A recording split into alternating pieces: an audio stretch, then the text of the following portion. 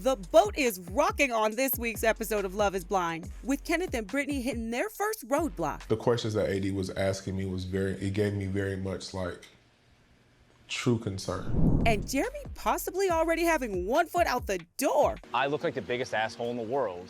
I went to bed angry. I slept on the couch last night.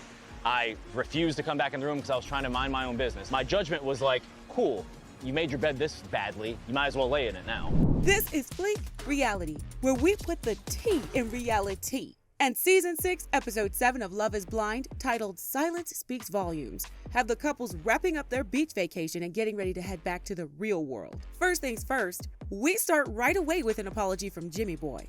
I want to make sure you know that I am very sorry and I love you, and I don't ever want to put you in a position where you feel sad or hurt.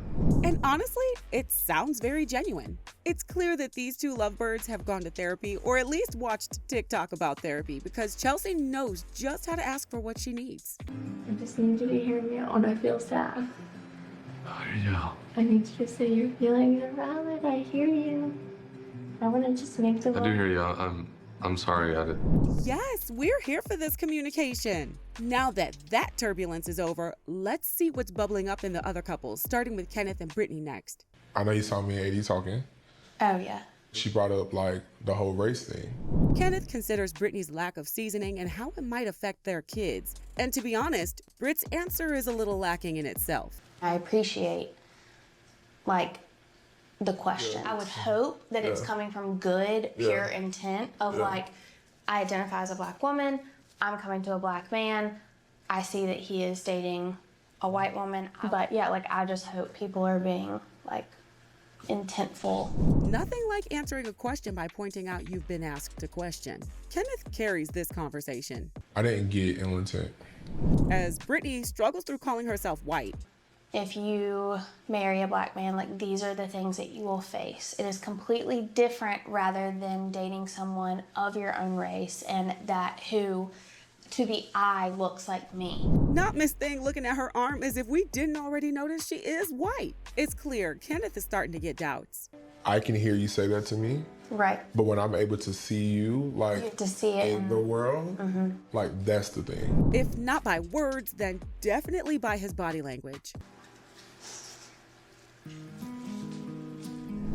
Yes, you may now fist bump the bride. Speaking of bumpy, Jeramey and Laura have to keep pretending to like each other after the bean dip gate. I tell you a story and I say jokingly, go do something.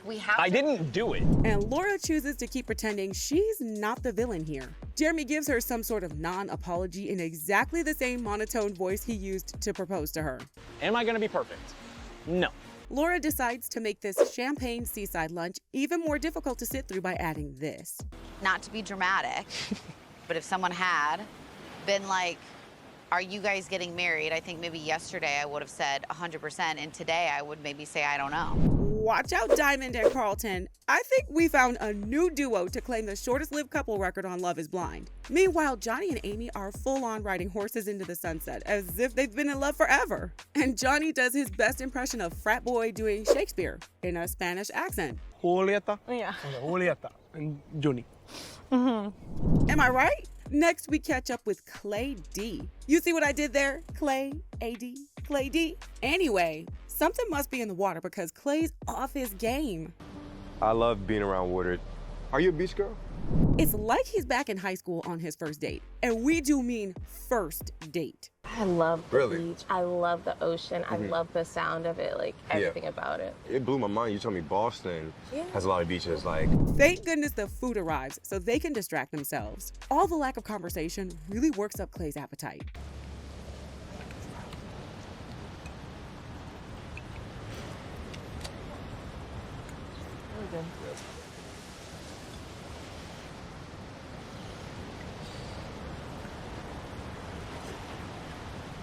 As the food settles, the silence settles back. So naturally, it's time to stack some plates.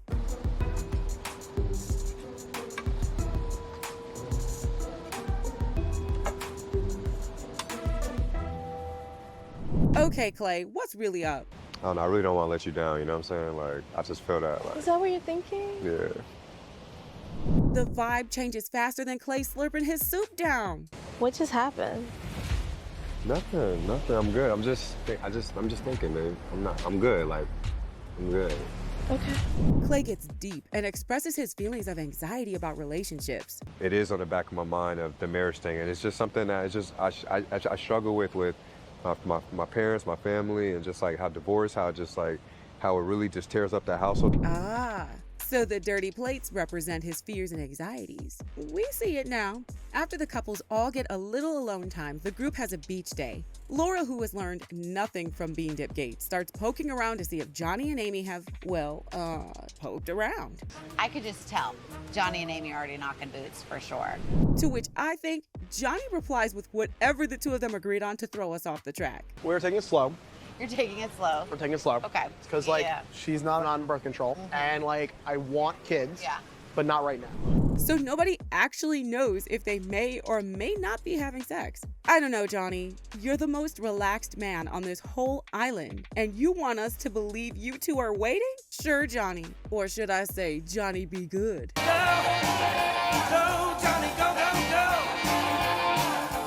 Johnny be good. One thing we can believe is that Jeramey is on some Drake type. I do want to meet Sarah, because the night we broke up, she asked me, she's like, is there something I did or could have done differently?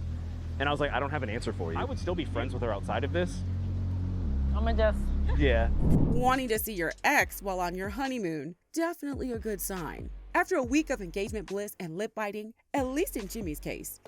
And I was 5 taquitos deep and just absolutely... 5? Those things were... I was smacking them. I was eating them so fast and so hard I bit the out of my lip. The couples go back to their hometown to see if they can survive in Charlotte, North Carolina. 5 couples fell in love and got engaged sight unseen. We're leaving. Say bye to our room. Bye. Our couples are returning home from the Dominican Republic, and now they'll face the most intense phase of this experiment. Living together in the real world. We're home. Now that the couples are back in the real world with their phones, what new hurdles will come? Will Jeramey text Sarah behind Laura's back? Will Clay keep stacking plates or face his insecurities? Let us know your thoughts in the comments, and make sure you hit that like and subscribe so you can stay in the loop with Fleek Reality. Thanks for watching.